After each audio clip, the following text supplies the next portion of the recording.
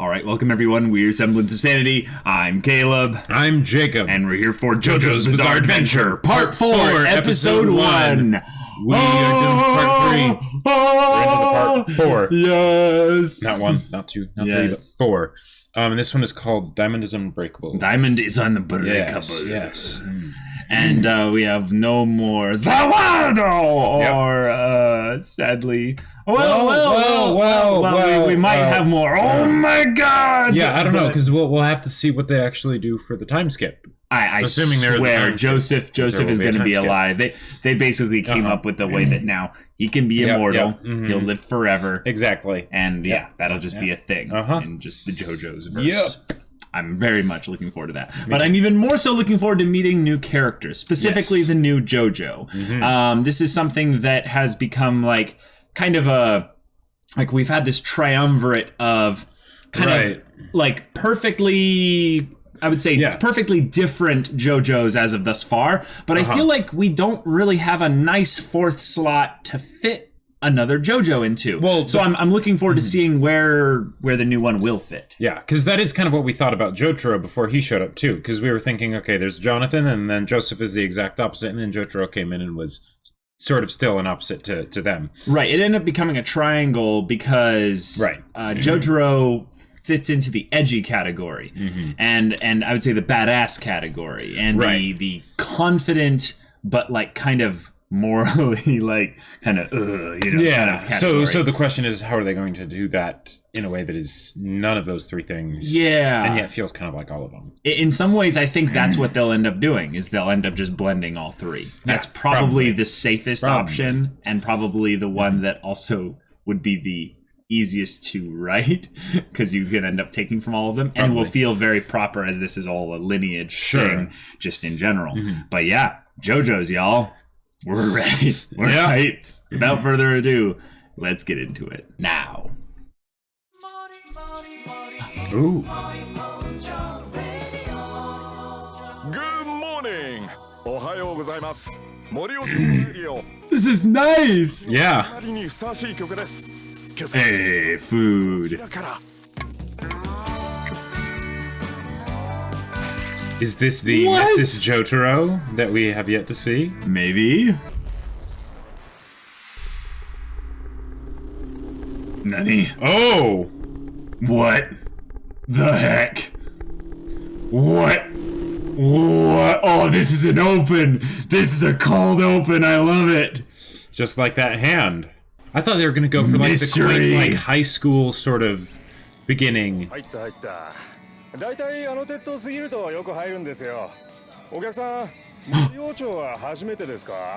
that's Jotaro. He looks too young. The voice is the same. Yeah, it's the same voice. So are they only doing like a one generation time skip now? He's got even the hat. Yeah. Fades into his hair. It's Jotaro! Oh my god, what's going on? Oh, part 4? Yeah.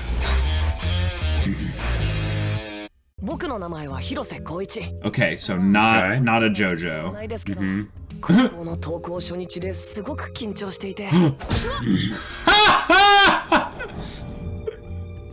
Conservation of momentum. Oh, that was smooth. That's cool.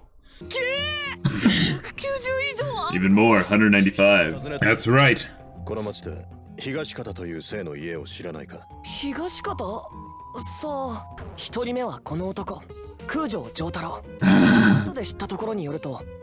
Oh, dang. So this is like 10 years later. Okay. Yeah. Oh, okay, of course. I love that now that his hat is white, it's easier to tell where it stops on his head. Yes. Oh. We thought that they were gonna bully him. $195 centimeters. Oh. Yeah, I think so. Yep. Is this the next JoJo? No! That turtle did nothing! Oh. Oh. Whoa. No, you did not. No. Truly evil. Yeah.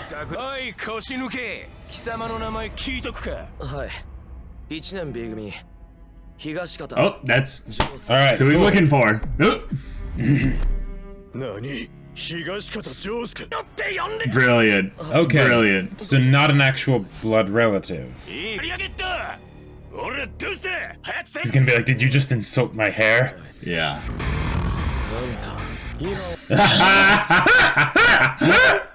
Alright. We're gonna reveal his stand. Oh! Oh! So smooth.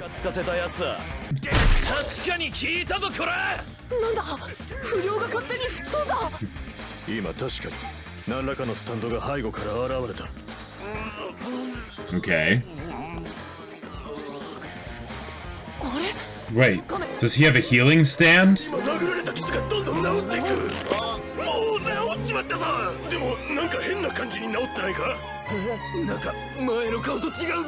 Oh, that's cool. That's cool.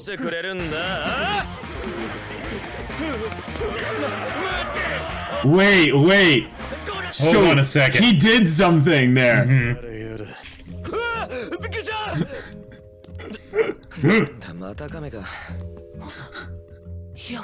Jumpy little guy. Yeah, but the other guy had his face messed up.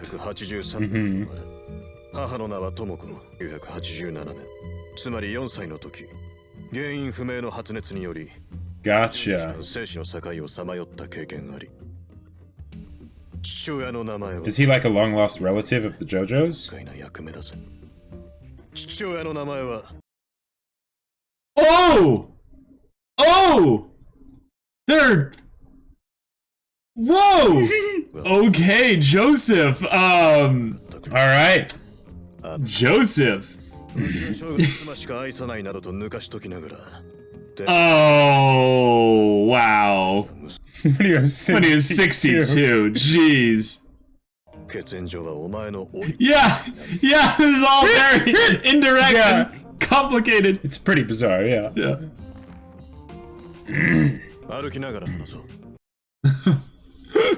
Okay.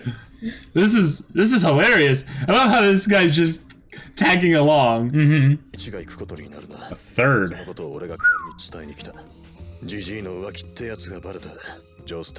I'll bet.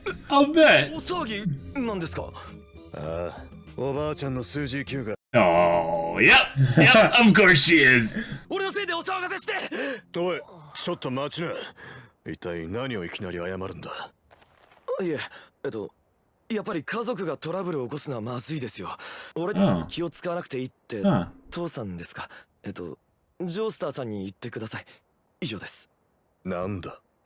Yeah.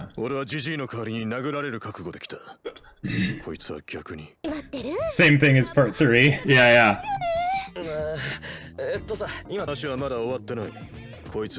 Oh!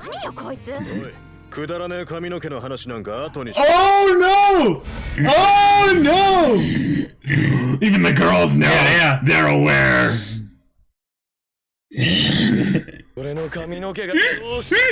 And I love that there's a little thing in the back. Oh, and they have to fight. That's what makes this proper. That's how they'll be friends. Yes. Oh! And the girls are just gonna stay standing there. Yeah.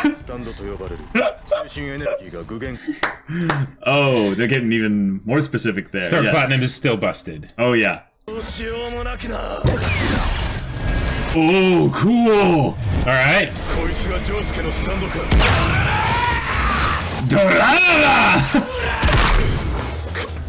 It's not Ora, it's Dora! He puts the D in Aura. Right?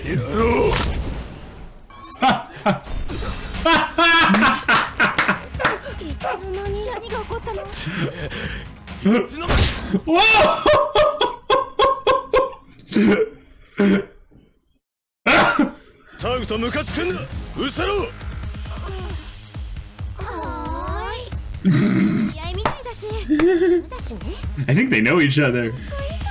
Oh my gosh. And he's just like, what is going on? What is going on?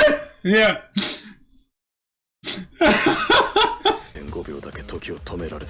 Oh, so he's out of practice. Okay. Whoa. Josuke.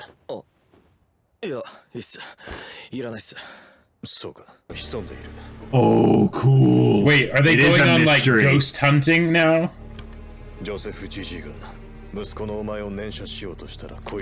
Oh. Is this the villain? Josuke. So unpredictable. Okay. Gotcha. Yeah, it alters the form of things that he touches. Oh, okay. Specifically with damaging them. Yeah. Yeah. Yes, good, good. I wonder if this is his mom because of the hash marks on the hair. Oh, probably.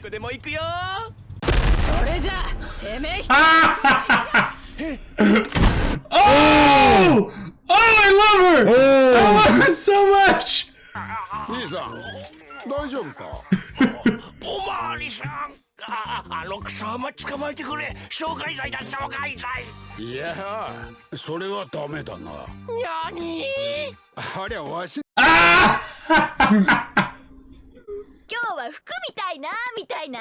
Oh. Oh, oh, oh.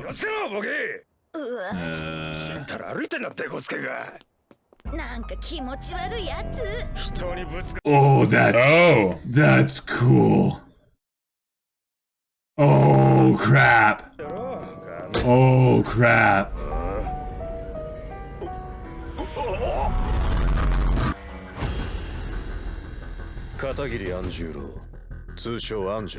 Whoa. Oh. Oh, jeez. 日本犯罪史上最低の胸くそ悪くなる犯罪者となって便所のネズミもゲロを吐くようなどす黒いものようやくたやつに下された判決は死刑 And he didn't die? やつの死刑 Whoa! Wow. Because of the stand.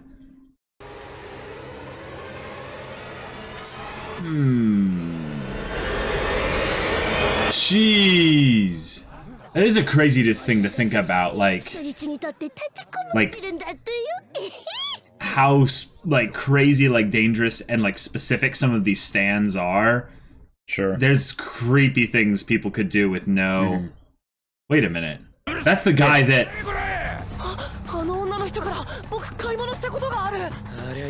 Isn't that the guy that got grabbed on the shoulder by the other guy? Maybe?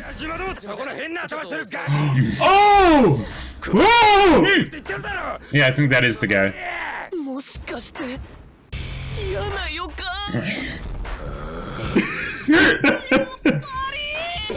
They're like, bro, stop!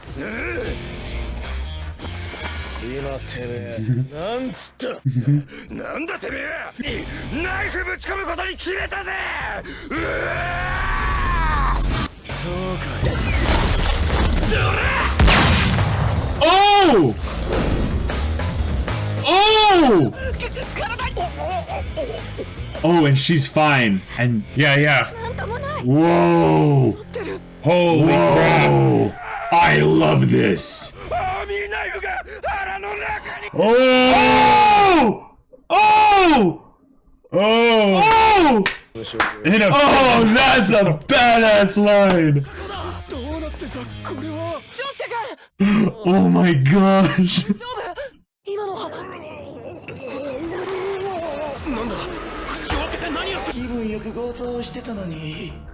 Oh. Yeah.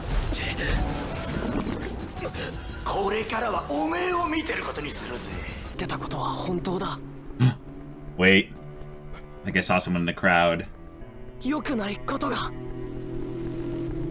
Oh, that's cool. Yeah. Oh, this is awesome. All right.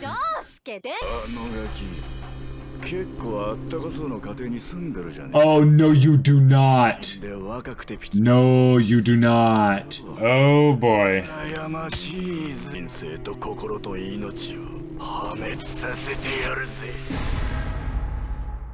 Well. Names! So many names! The names! Oh right. my gosh. Okay. Wow. So it was only a 10-year time skip, which Yeah. is like that's not what I expected, but that's a great way to make it so that they can keep Joseph and Jotaro in here and not change the dynamic of what those characters are like all that much. Right. It is kind of funny seeing Jotaro be more of the responsible type, though. Yes. Because the thing is Yes. that's the kind of change that could be considered like not much of a change, you know, because it might not be super apparent, except for the fact that with someone like Jotaro, that is practically night and day. Yeah. So yeah, he has grown up. He has somewhat matured. He's still Jotaro. Yeah, he's still you know a little bit on the edgy side, but his whole outfit's slightly different, or at least the color scheme is different. Not quite so much black. He doesn't have the chain anymore, you know, and it's easy to tell where his hat stops, you know. Right. His hair begins. The crazy thing with all of this though is we have a little bit of Joseph being a little frisky in his old age. Yeah, 62 with a 20-year-old because she was 21 when she had the kid. So yeah. Wow. Yeah. Joseph. Okay. Joseph. Oh my gosh. So much. I mean, yeah, he never employed the secret technique of running away. That's But true. But he That's true. he still did kind of dine and dash, if you know what I'm saying. Yeah, I mean, yeah. So maybe in that sense, he did. I mean, 62. Would that have coincided with anything in part 3? I think that would have been after part 3. No, it would have been 5 years before part 3. Sorry, duh. Joseph was like 17 or 18 in part 2, and then it was 49 years later. Yeah. So yeah. Because he had the fever and everything, and got the stand when he was 4 years old. So that's how old he was when. Yeah. Right. So yes, good. You're 5 years totally before part 3. Means he was born 4 years before part 3. Yeah. Right. And he was affected by the whole thing that Dio was doing. Right, exactly. So he has the JoJo lineage blood stand connection thing all in tow there. Because they need to make this even more bizarre and complicated with the whole JoJo lineage of not just having it be, okay, so, you know, there's the JoJo's and then the Jotaro Kujo, you know, it's a different last name, right? Because there's a daughter, married some other dude and all that stuff. But then the next JoJo is actually not a descendant of Jotaro. Right. So maybe they could have actually had him die in part 3, which would have been weird. But But no, instead it's the uncle of Jotaro. Right.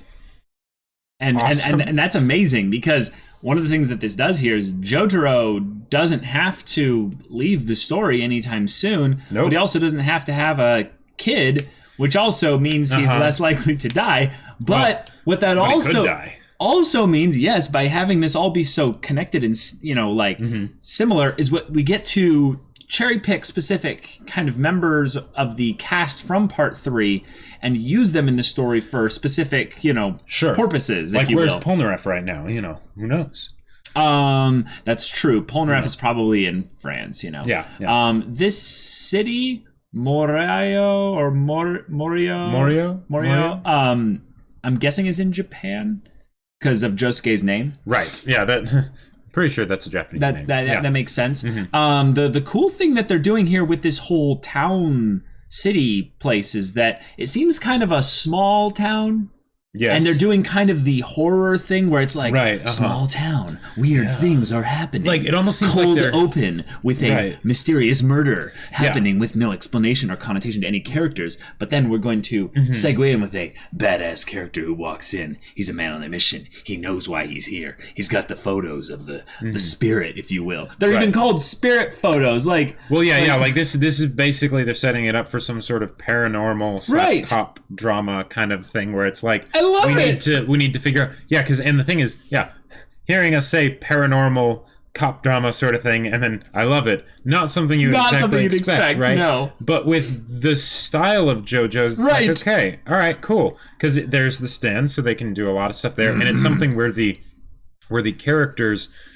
It won't be just one way in the sense that with part 3 it was we're going on a mission and we need to get there, and then we're constantly beset by stands, and it's like, okay, could this be the work of an enemy stand? I don't know, and then let's have one person go off by themselves to fight the stand. Whereas in this case, it's one, the cast is smaller so far, so that means so far I doubt that it will stay small.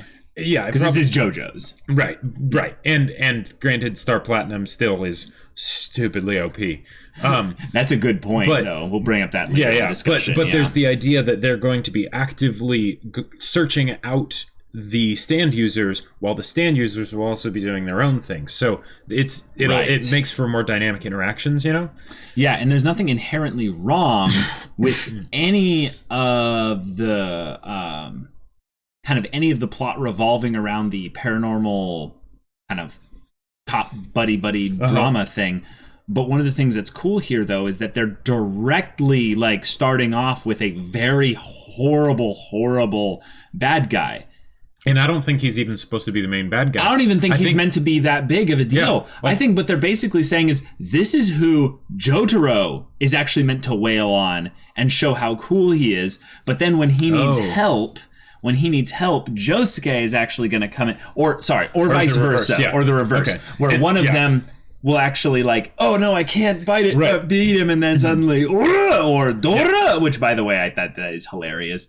He has a Dora, and then it's so it's very similar. Because, they couldn't do anything related to Muda, because that, obvious reasons. Well, obviously, because it would be futile if they did that exactly, anyway, right? Yeah. But this seems like it could basically be, what this seems like is that they're basically giving us the sort of episodic kind of antagonist that they need, stand user of the week in this heinous criminal. But the fact that he's now going after Josuke's mom, that's how Josuke is going to get wrapped up in it, right? That's why he will have personal motivation to say, hey, these rogue stand users or whatever need to be stopped, assuming there's a bunch of them, right? And then whoever was the person in the beginning, because that was a completely different style and everything, with the chopped off hand arm thing, he'll probably be, or she, or we saw... No, the hand was the hand was the disembodied thing. But whoever that is, will probably be the Dio equivalent or the Cars equivalent, for this part. Yeah, one of the things that I was going to bring up, and we brought up that Jotaro is here, which in previous discussions we said Jotaro shouldn't be around because his stand is now even more busted. Right. Like, one of the things that they have to be smart about here is power escalation. Yep, and they did tone it down a little bit with him only being able to stop time for half a second. Because he's been essentially like out of practice. It's been 10 years since he stopped time at all. So like that last time when he did it against Dio, he never had to use his stand for that kind of measure ever again. And Jotaro apparently isn't the kind of person who would frivolously use his powers for that whole thing or whatever. In fact, he went and became like a scientist or a marine biologist or something, and he's like renowned within the scientific community. Yeah. It's like, what is this Jotaro being so respectable? Where did your edge go? And I love that he's lost his edge. Well, I love that they also made a point of saying like he's an intelligent guy. Like Koichi, I love that he's in this story. Because of all the three characters in this trio that we've seen thus far, one of them we know a good deal about already. The second one is meant to be unpredictable, is Josuke. He seems to be one that has this kind of switch that can get flipped insult off. my hair. And it's the hair thing, but it's like it's also just in the verbiage and the way he talks. It seems to be a little bit contradictory. So I'm interested to see where they go with that. But Koichi seems like he's just a regular boy. Yeah. Just dealing with these bizarre boys, and he's just like, this is actually really interesting. Right. He's the audience.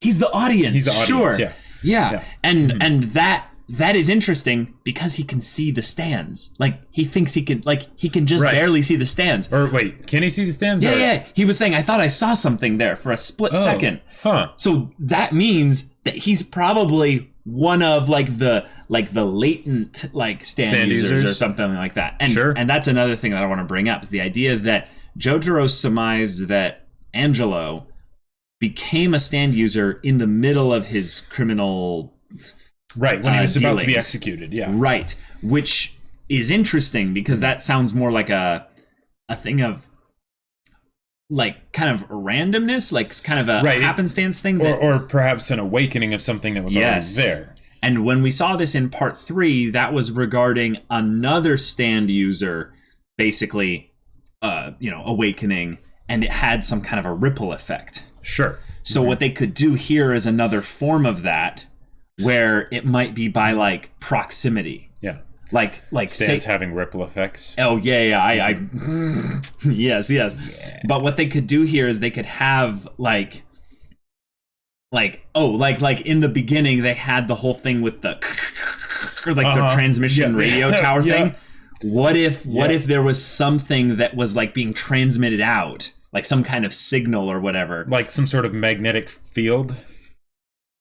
Don't start with me, man. But it actually awakened stands in a lot of people or something. And things started here.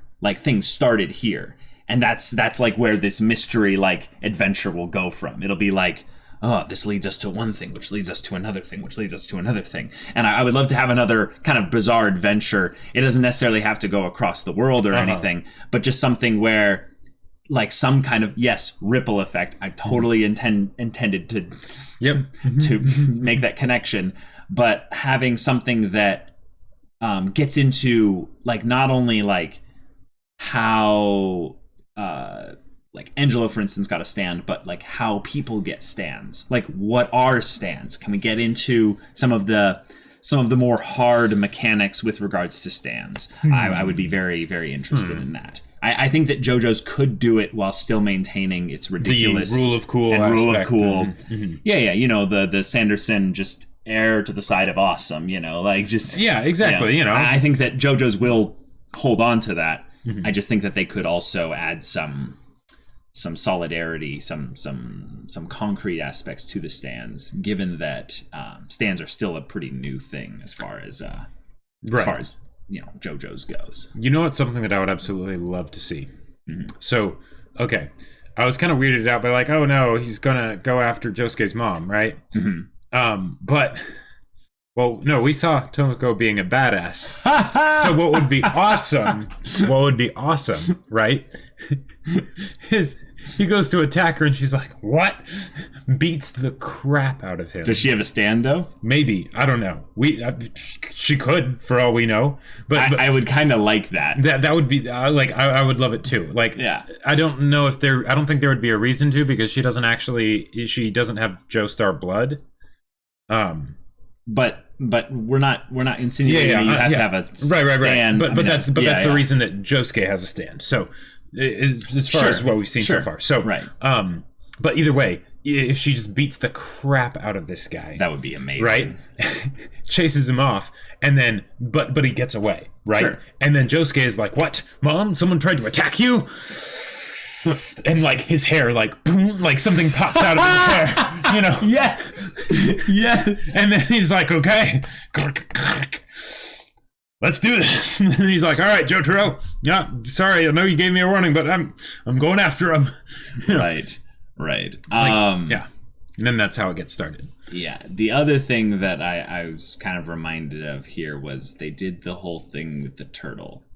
Oh, they did the whole thing, and it was that looked pretty brutal. And what's also pretty crazy here is The turtle was dead. Yes. Oh. Remember. So you're thinking maybe his... Remember. Tomoko will actually end up getting murdered and stuff? Here's the thing that's really crazy here. The Stand Crazy Diamond has an insane power. Right, and we don't know what the mechanics of it are exactly. Some kind of limited matter manipulation. Right, and it seems to be something where there's an equivalent exchange aspect where he fixes one thing and, disfigures another. Yes, so, that's also potentially true, yeah. Which will be very good because otherwise, if you can just heal things, that can cause a lot of issues in the plot. Right, but not so with the turtle. No, he messed up the dude's face. I know, but it wasn't in the same act. It could have been. It could have been. Mm-hmm. We could go and speculate. Maybe it's like a charge thing where it's maybe it's like some sort of electromagnetic balance. So you're saying that he does an amount of damage, right? And in a specific amount of time after that, he has the ability to heal, or just in order to heal change, again, or in order to heal again, he has to do an equivalent thing that basically. Oh my god! Out. You know what's brilliant about that? I think you're right. That's his personality. Exactly. That's his personality. Yep. Well done, done, JoJo's. You're genius. So we have a guy who has a left hand, right hand power. He beats the crap out of you here, and then he's like, "Oh, I'm sure it'll be okay." Pats your head right after that. That actually seems more like the power is actually insanely creepy. Oh yeah. Because there's some types of ways that you can how would I say this? Have fun with it that are if you ever had someone that you didn't actually want to kill or retire, oh boy. Yep. Oh boy. Yep. Yeah. So here's the thing. I think on some level his stand is extremely overpowered. That's one of the points they're trying to bring up here. It is a crazy stand. It's crazy. But if his mother was to be horribly attacked, she could still live because of how his stand power seems to work. Yes, he could heal her. Yeah. And he could still be super pissed. Oh yeah, and then he's like, all right, cool, now I have basically, I'm in the red and I need to balance this checkbook out. I'm gonna go, find. Yes, but I wouldn't be surprised, Jacob, if it is an equivalent exchange thing, that he pulverizes the house and then heals his mom. He's just like, sorry about the house, Mom. And just blows the house away. And then touches her, reforms back up. Sure. Here's the thing about that kind of a stand, is that there are serious potential limitations that I would love to see actually held to. Right. Really, really you need hard to have limitations. Like that. Otherwise, well, I think the main one is that he has to touch. Yes. The stand has to actually touch the things there. Right. So again, this is in combat, I need to get close to you, Dio, in order to beat right. Yeah, it's the kind of thing that in combat it won't be too busted. No, but the utility of this stand is too dang high. It's too dang high. Yep. It's so good. Are you? Wait, no, he can't be Joseph's son. What? How could he have a stand this powerful when he's Joseph's son? Doesn't make any sense. It just doesn't. Should not be possible. So this is where, he does seem to like purple, but So this is where I can't make those jokes. Okay, so okay, we have a very, very cool setup with the story and everything. We have a cast of characters. We have some wholesomeness, I would say, that's very much contrasted with a kind of a brashness. And I think it's very well exemplified in Josuke and his mom. I think that they are trying to draw the connection that Josuke is a mama's boy, 100%. Okay. Koichi hinted at, I think, that there was potentially some family drama going on in there. Yes. Complications. And, complications. So what I'm betting is basically kind of a thing here is that Josuke has daddy issues. Well, of course he has daddy issues. His daddy hasn't been around, but otherwise Joseph could have told him about those things at the back of his neck, the hair that is sticking out. But yeah. But what I'm really excited for is at some point Josuke has to talk to Joseph. Like, yes, there has to be that kind of a conversation of, oh, son, Sorry, I was hoping to teach you a lesson about my secret technique by not being a father. Sometimes you just gotta run away. You just gotta run away from life. Maybe that's gonna be his. And then Jotaro's like, yada, yada, yada. That's it. Oi, Gigi. Yeah. Okay.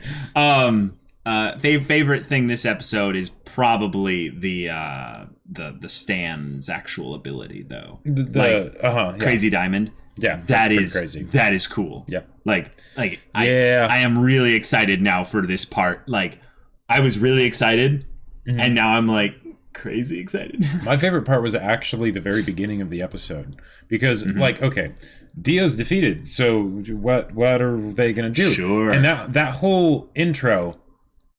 It was a perfect reversal because I'm thinking, okay, they're going for like wholesome time with they're going to show the next, they're going to show the next JoJo as he's like getting ready for high school with they even had the toast. They had the toast. They even had the toast. I'm thinking it's going to be this 195 centimeter, person is just going to walk in and be like, put the toast in his mouth and then just sort of run to school, right? But no, then they're like, no, creepy stuff. And then the hand is cut off, and it's like, okay, soundlessly. All right, cool. Like whatever sound there would have been from the death was blotted out by the static of the radio. The mystery aspect of that was great too, because I wouldn't have expected something like that from JoJo's. JoJo's isn't exactly subtle. Like, let's be real here, right?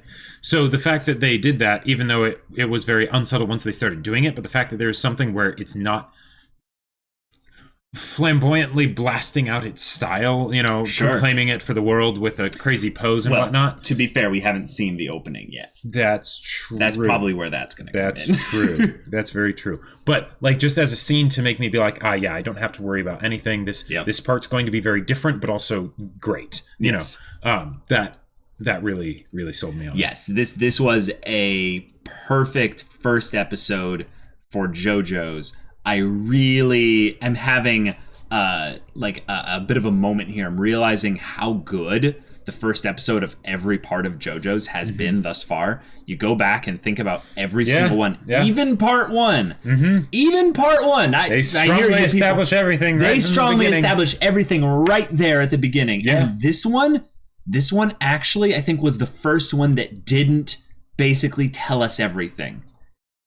Like, I get the very real feeling because of how they ended the episode. They basically said, I think it was Koichi who was saying this, saying something bad is happening or something bad is coming for this the city. Morio. Would the first episode of part 3 have been kind of like that too? Because I think they had a 2-parter for that. Well, with that was with Kakyoin, right? No, because the thing is that first episode clearly established Dio. So everything after true. That, if it wasn't Dio, we didn't have that kind of, it doesn't matter as much, right? And then first episode of part 2. First episode of part 2 is amazing. So hey, JoJo's, if anyone out there is wanting to make a YouTube video, just talk about the punch, the power of first premiere episodes of JoJo parts, at least for the first 4, because holy crap, these have been good. Yeah, and I can only imagine what part 5 must be like. Right? Like, yeah. And the knowledge that there are more parts beyond that. Exactly. Oh my god. Yep. All right, It's guys, crazy. thank you so much for watching this reaction discussion. If you want to see the next episode's reaction right now, go check out the link in the description below for our Patreon. You can get an early access there. You can watch full-length reactions there, and all this comes with Discord access, so you can chat with us about stories or just whatever. And if any of that interests you, we'll see you there. But until then, we're Semblance of Sanity. I'm Caleb. I'm Jacob. And we'll see you all next time.